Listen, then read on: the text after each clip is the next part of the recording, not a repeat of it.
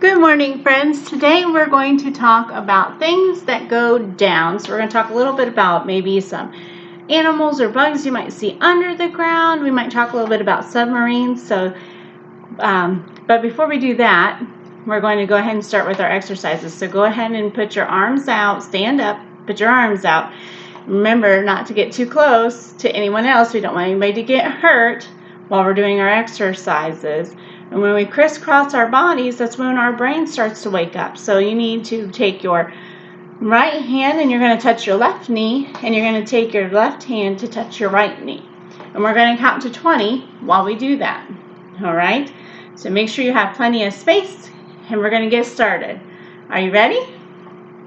1, 2, 3, 4, 5, 6, 7, 8, 9, 10, 11, 12, 13, 14, 15, 16, 17, 18, 19, and 20. Good job, friends. You guys can all have a seat while we get started. So I'm going to move you up here with me today. And we are going to, like I said, talk a little bit about some underground animals or underground bugs and some submarines. It'll be a fun day. What else can you think of that goes down?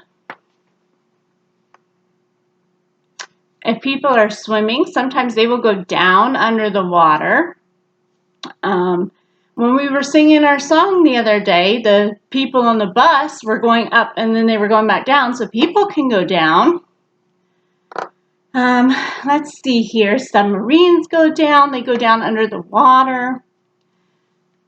There's just so many things. When you drop things from, let's say you're standing up and you drop one of those parachute men, they go down. If you drop a ball, it goes down. There's so many possibilities out there and so many things that go down. But we're only going to talk about a couple of them today. So our first one is animals under the ground. So there's animals that live under the ground too. And this is by Alan Fowler. Those are some cute little animals burrowing down there. You're making a mountain out of a molehill. Did anyone ever say that to you? It means you're making a big fuss about something small or unimportant. You know what a mountain is, but what is a molehill? A mole is a mammal that lives most of its life underground. It is very small, only about 6 inches long. A mole has strong front legs and with long claws. It uses these claws to dig tunnels. So here you can see the long claws. They've got a pointed nose to help with their digging there.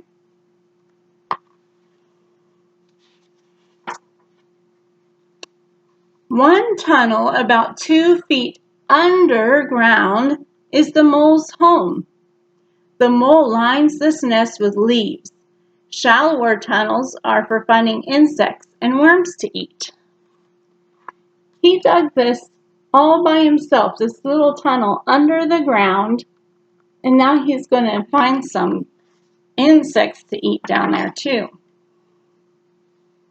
As the mole digs, it piles up earth beside the entrance to its tunnel, and that pile is a molehill.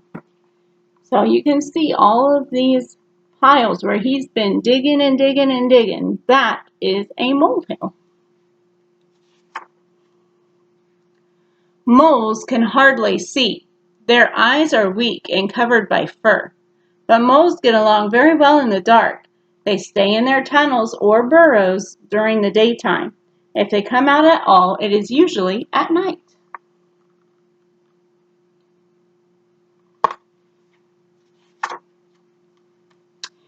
Each day a mole eats up to half its own weight in worms and insects.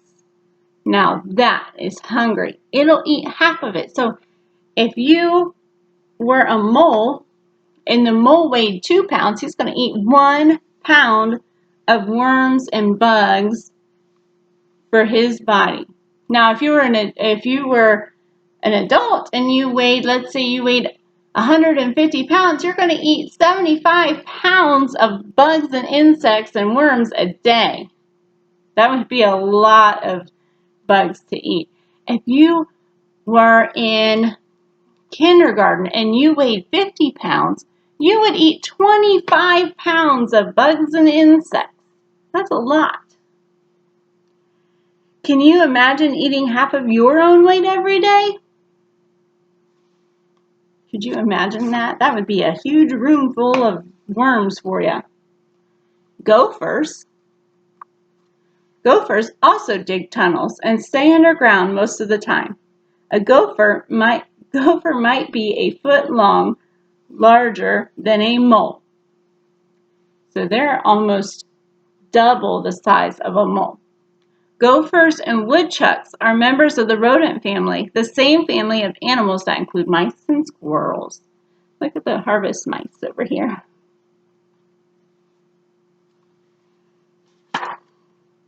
Woodchucks are often sometimes called groundhogs. During the winter months when food is hard to find, they stay in their burrows. They move around as little as they can so that they can live on just the food stored in their bodies. That is called hibernating. Do you guys remember any other animals that hibernate? I'm sure you did. There's an old belief about February 2nd, which is Groundhog Day. If a woodchuck sees its shadow when it comes out of its burrow on that day, it will go right back inside, and winter will have another 6 weeks. But if the woodchuck doesn't see its shadow, then spring will come early. Of course, that's not true, but people like to pretend that it is. Do you think that's true, that a woodchuck could predict our weather patterns? Woodchucks are about 2 feet long, so they're even larger than the mole also. Prairie dogs are a bit smaller. They bark like dogs, but are really a kind of squirrel. So they're a squirrel that sounds like a dog when they're barking.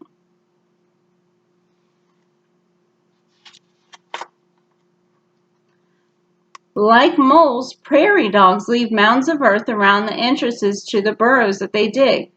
But unlike moles, prairie dogs spend much of their time outdoors, often sitting like this on the top of their mounds. So they like to be outside of their homes. They don't stay in there all day like the mole does.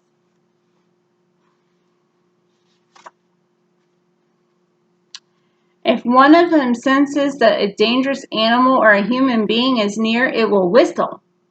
And then all of the prairie dogs in a large colony will pop back into their holes, where most enemies cannot follow them. But animals called ferrets sometimes do get into the tunnels and hunt the prairie dogs for food. Look at that ferret there. He's long, but he's skinny, so he can fit inside the burrows that they have made. Prairie dogs often live close together in large groups. Their burrows might then seem like the streets of an underground city. They could have their own little town down there with all their tunnels leading together if they wanted to go visit each other, right?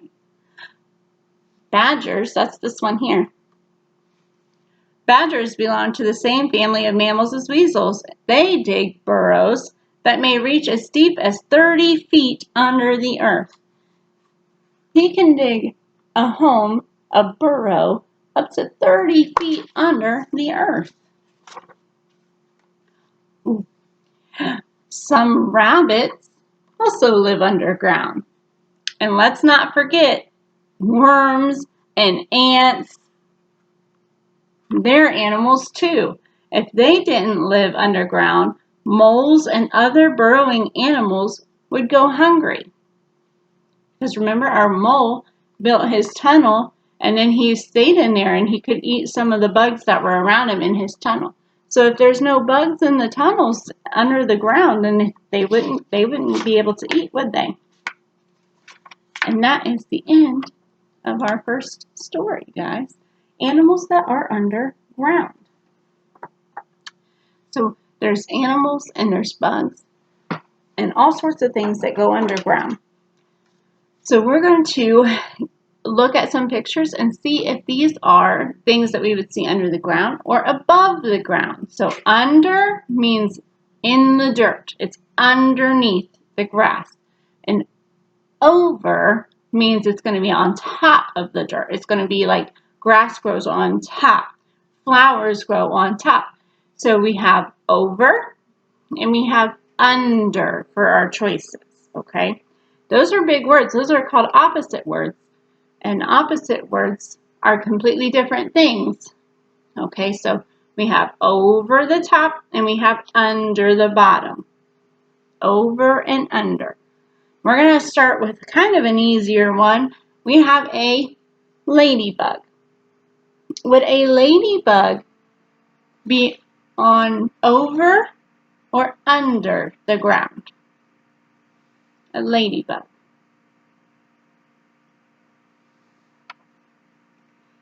Okay, a ladybug would be over the ground. You've probably seen some ladybugs on flowers or maybe on your car window, or you've seen them flying around when you've played outside. Those are usually over the ground. They're not usually in the ground. So next one, we have a turtle. Is a turtle overground or underground?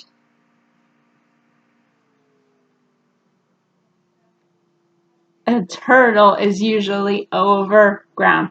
They do like to dive in some water, and then they would be under the water, but they live usually over, on top of the soil and the dirt.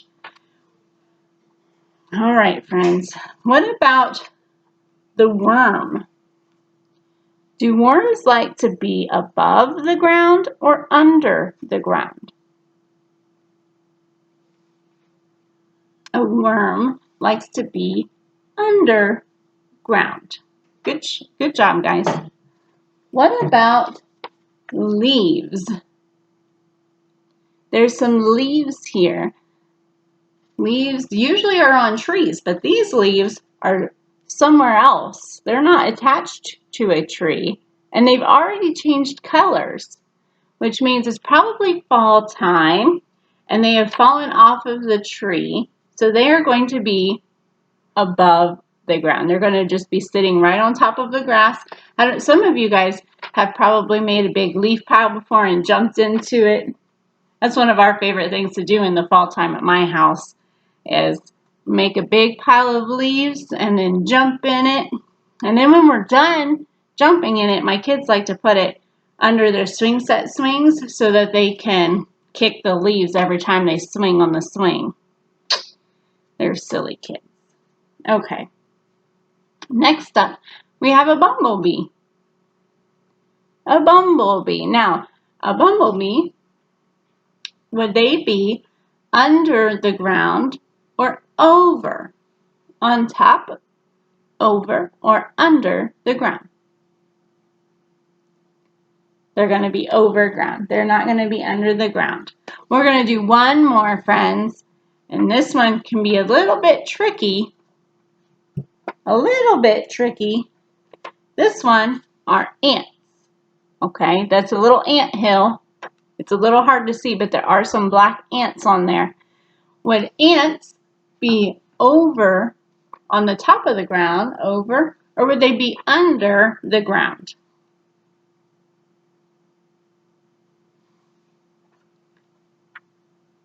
Okay, ants have their ant hills that they make, and they also live under the ground. They do come up sometimes for some food. We see them a lot of times walking around with little crumbs that they're taking back to their colony. We talked about ants not too long ago on Story Hour. And most of them do live under the ground in their little ant hills and their tunnels that they've made. They just come out for food. So they do live under the ground. Good job, friends. Now we're going to mix it up a little bit, where we talked about animals, we talked about some bugs that live under the ground. Now we're going to talk a little bit about submarines. Now, a submarine is a machine that is a vehicle that can go under the ground, but it can also float too. And some of you guys may not have ever seen an actual submarine. So, but this book here, this book we're not really going to read, but it shows you the inside, what a submarine looks like inside. So we're just going to talk a little bit about that before we read our next story about submarines. So what is inside of a submarine? This one right here, that was the very first submarine. Do you see that? Is that what when we say submarine, is that what you think of? No, the first submarine was made in 1620. That was a long time ago. And then they were used after that. Look at that. This is what it looked like on the inside. Look at that. There was only one gentleman in there, and he is turning his own propeller over here. He's got a thing that he is spinning to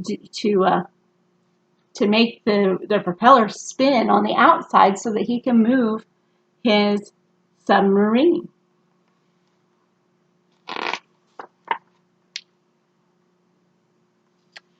The U-boats were German subs.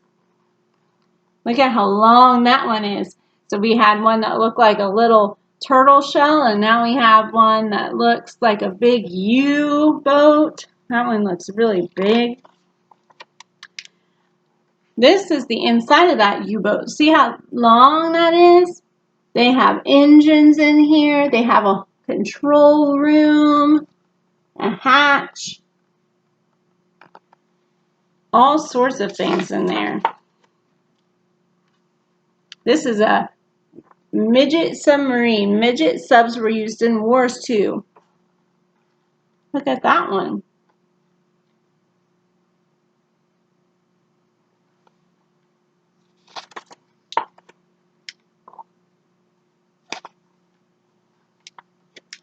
Here is a more modern submarine that we have. A nice long tube looking one.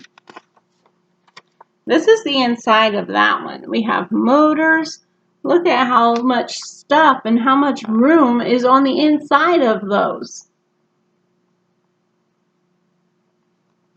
If you see a submarine, you would think it'd be really small inside because it's just a big dome, right? There's nothing really in there, but really there is. There's lots of different rooms with lots of people who all have different jobs to do so that their submarine stays nice and up.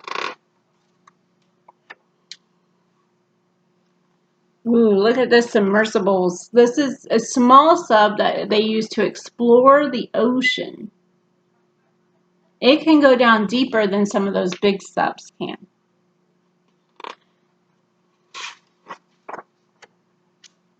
But if it's a smaller sub, then it means that there's less room and less people in there too.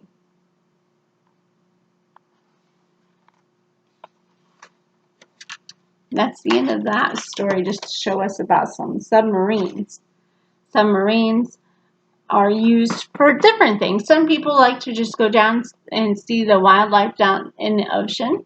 They like to see the ocean life down there, some of the coral, some of the fish and octopuses. Sometimes it's for military or army to go down and just inspect our waters and train, different things like that. So before we read our last story, I'm going to turn the camera over. We've got some submarine counting here, and we're going to play a game where we're going to count them first, and then Miss Candice is going to take a number away, and you guys have to tell me which number is missing, okay? I'm going to do a little bit of math. So let me turn this here.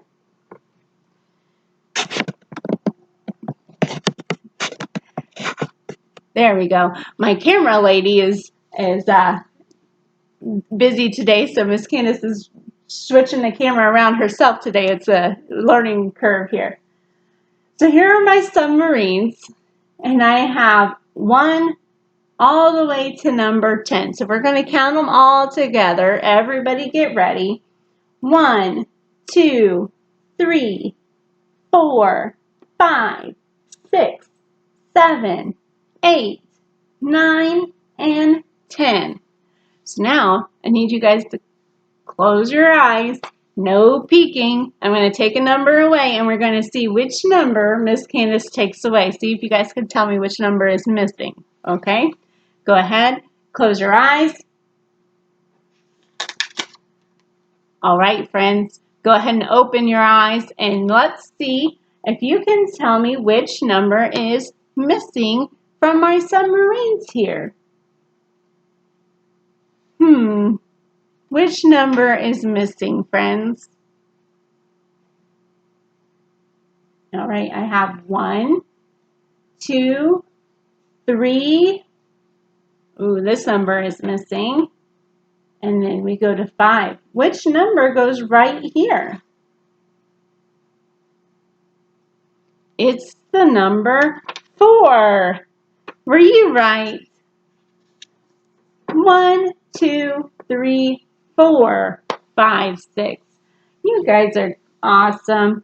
All right, now you've got to close your eyes again, though. Close your eyes. Close your eyes. We're going to see which number is missing now. All right, friends, go ahead and open your eyes. Which number is missing from my board?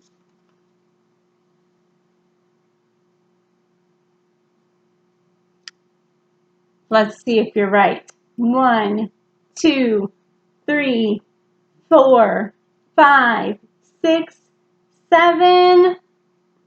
Oh no, this one is missing. What number is supposed to be there? The number 8. Good job.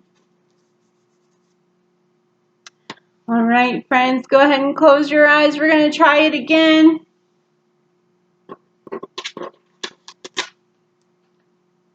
And open your eyes, friends. Which one is missing?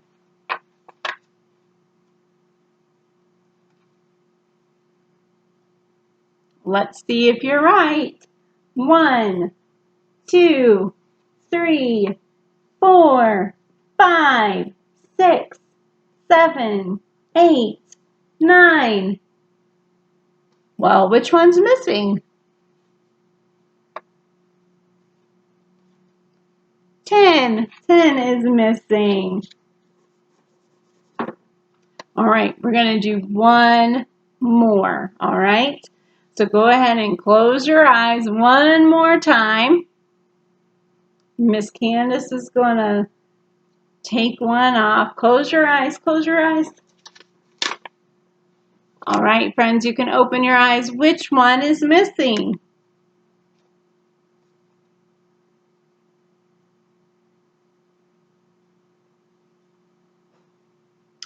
One, 2. Which one is that? 3. 3 is missing. Now we should have all of them back on there, but we're going to double check and make sure. 1, 2, 3, 4, 5, 6, 7, 8, 9, and 10. We have all 10 of them back on our board. You guys did an amazing job, like always. And when we're using our numbers, we're using our math skills. So that's a very important skill to have. We use math every day when we go to the grocery to buy stuff, when we are looking at our clocks to see if we're on time, when we're trying to figure out how long it's going to take us to get somewhere, we're using our math skills. So you guys are going to use math every single day. It's important to know and do all of your math each time so that you can always remember your numbers and your order of how they go. So good job, friends. All right, we're going to talk about submarines this time again. This one's by Jennifer Reed. Submarines.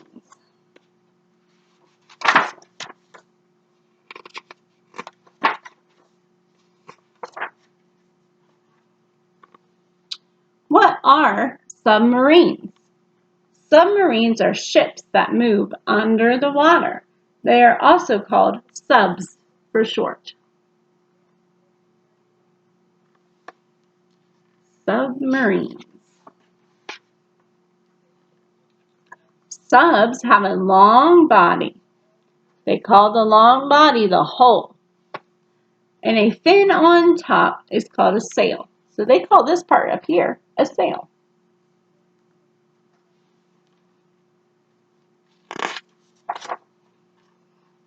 Subs have propellers to move fast under the water.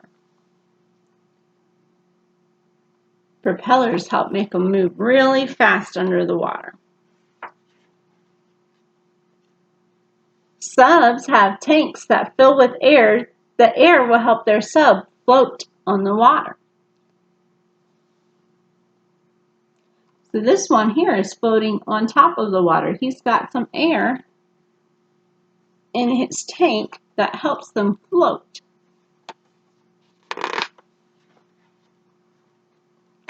Subs have periscopes. These are what the periscopes look on the outside of the submarine. And this is what it looks like on the inside. And that is a person that will look through, it almost looks like a pair of glasses. You put your eyes up on a pair of glasses and it looks kind of like a telescope where you can see all the way out right here. You can see through them. The periscopes help crews see other ships.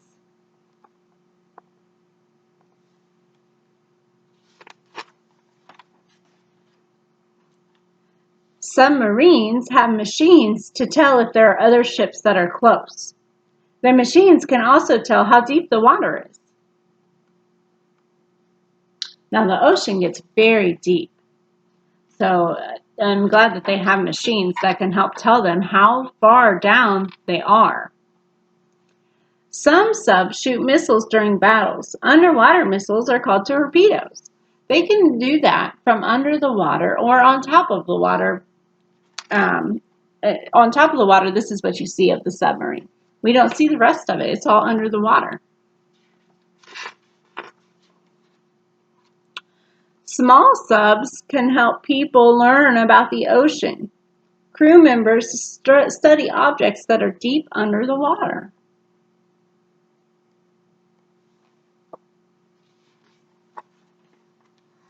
Subs dive deep into the water. Subs are mighty machines.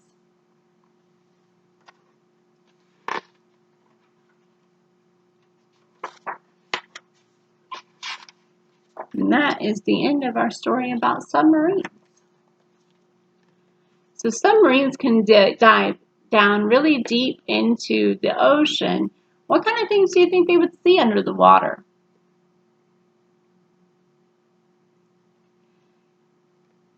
You're right. They might see some coral. They might see some fish. They might see sharks. They might see octopuses. They might see all sorts of different things down there. I have never been in a submarine, and I've not ever been into the ocean, so I am not sure all of the different things they see. I'm sure it probably looks a little bit like a rainbow down there with all of the different colors you can see. It'd probably be really exciting. Have any of you guys ever ridden in a submarine? Have you ever gone snorkeling where you put the tube on your mouth right here and you go under the water and explore underneath the water? I haven't done that one either. So just lots of fun things, lots of ways to get down there and see what's under the water. A lot of things that go down. Now we're going to move over to the table here. I've got one thing to show you before we start our craft. So if you want to get your craft materials ready and have them at the table, then or on the floor, wherever you're going to do them. We're going to be using those shortly, parents. So go ahead and you guys stay sitting unless you're moving to your craft area. And I am going to move over to show you a few things at the table, okay?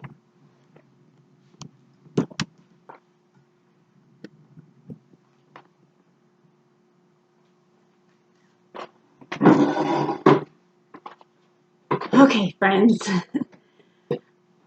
I have in here, this is just a water bottle with water. And then I have a piece of straw, one of the bendy straws here, that I just cut the tips off of and I folded it where it bends. And then I took some clay and I put it on top of the straw on this end.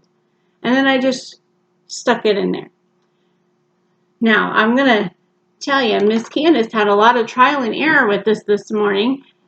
Sometimes that's how your experiments go. Sometimes they work the first time and then sometimes they don't. So you've got to figure out what the right ratio is. So sometimes you might have a little bit too much molding clay on there. Sometimes you might have too little. Sometimes you just gotta, that's what the fun of science experiments is, to figure out what works. But all I did was fill this up with water, took my straw and my molding clay and stuck it in there, and this is floating. It's got weight on it with the clay, but it's still floating, kind of like the submarine was floating up at the top of the ocean. And that's because there's air. The submarine had air tanks, but this just has air that was in the straw before I put the clay on there.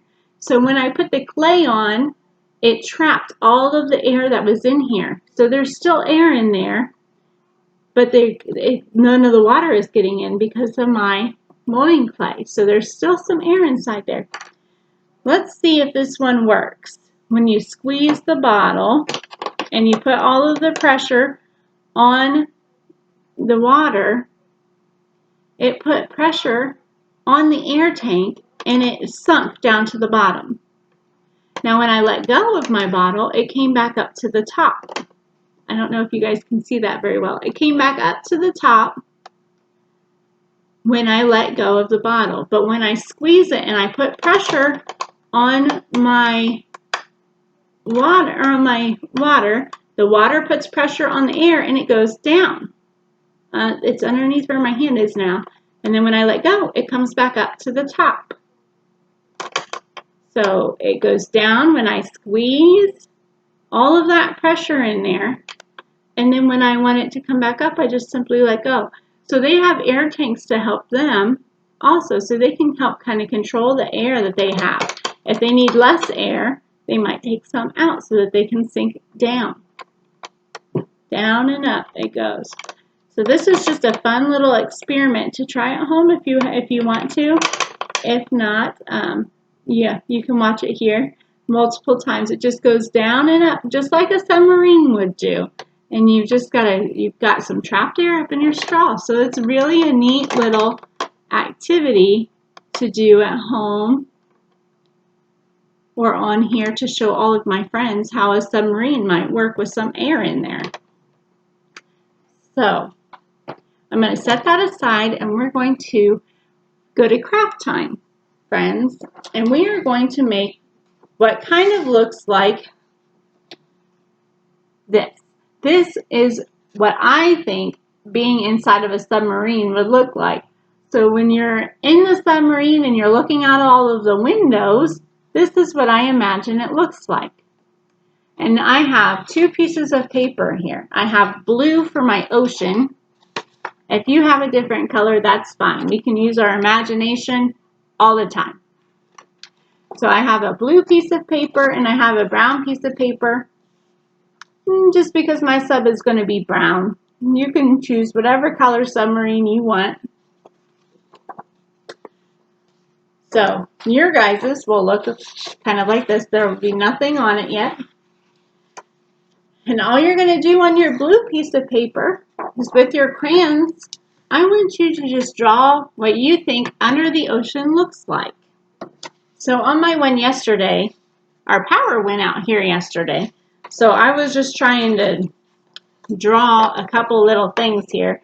I have some coral, I have some fishies, and I have this shark that's swimming up towards the top so you can see his belly a little bit.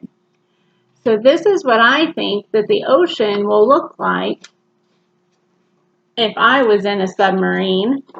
So I'm going to draw something similar on mine here.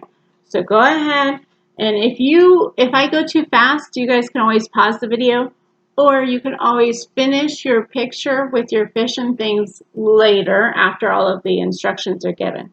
So we'll color for a couple minutes, but if you don't get it all the way done, you can finish coloring it here in a little bit. Okay? So I am just going to I think I'm going to make some more coral because I think there's lots of coral down in the ocean. And then, well, that one, mine almost looks like a hand, doesn't it? My coral almost looks like my handprint when I make a handprint picture. That's just silly. But there's lots of different sizes and types of coral, so there might be some that looks like little fingers down there, huh?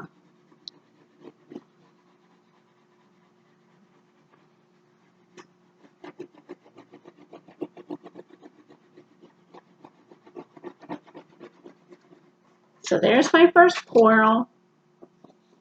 And then I'm going to draw some fishies because I know that there's fish in the ocean.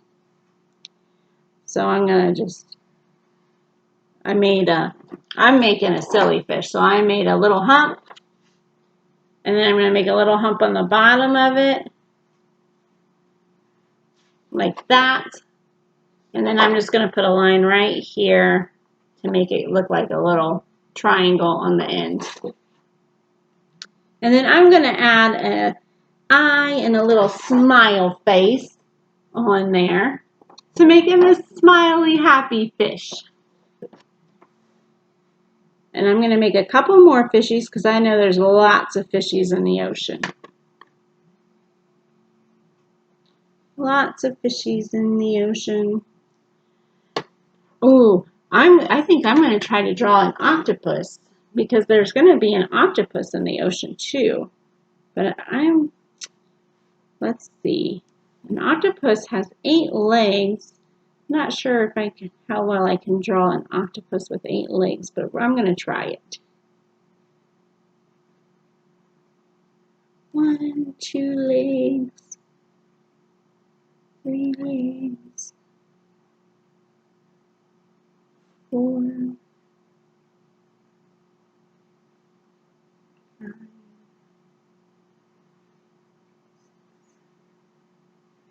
7, and 1 more is all I need, 8.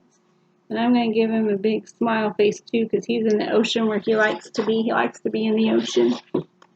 There's my octopus with my smile face. So I'll give you about 2 more minutes to draw your picture. Remember, if you don't finish it right now, you can finish it as soon as the video is over also. You guys can keep coloring as soon as we're done, okay? I'm going to draw a little bit more coral. You guys have about 2 more minutes, okay?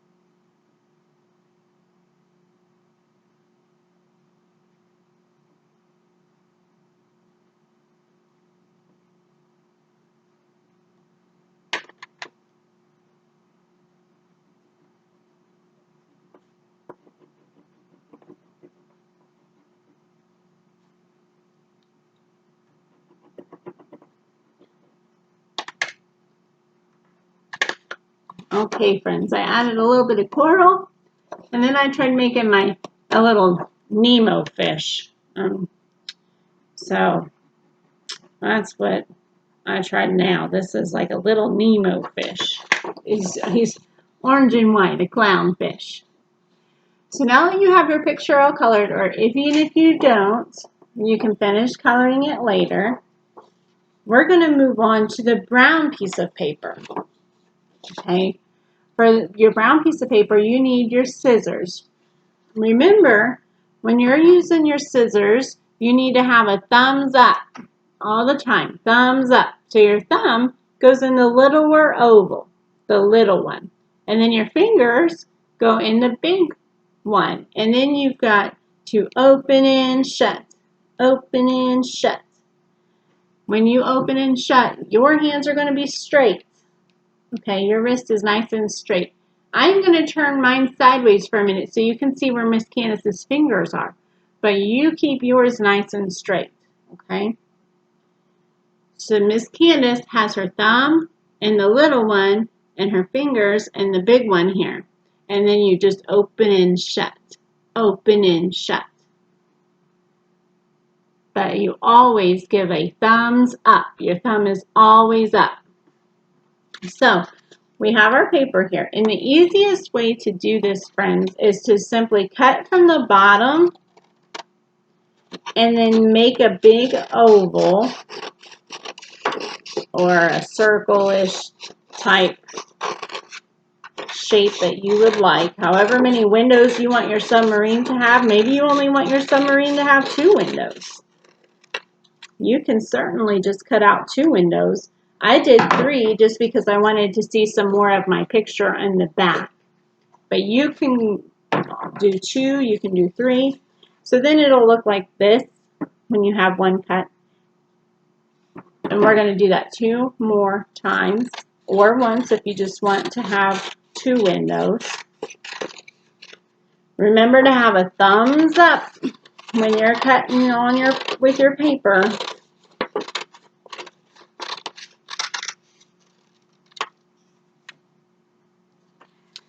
Now I have 2 windows, and I'm going to go ahead and cut a 3rd window.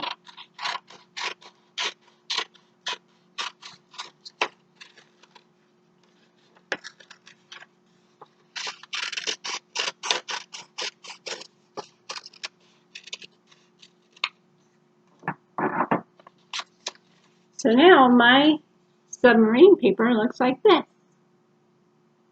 Okay, I'm simply going to take this and put it on top of my blue ocean like this. And parents, this is where you come in. We need to staple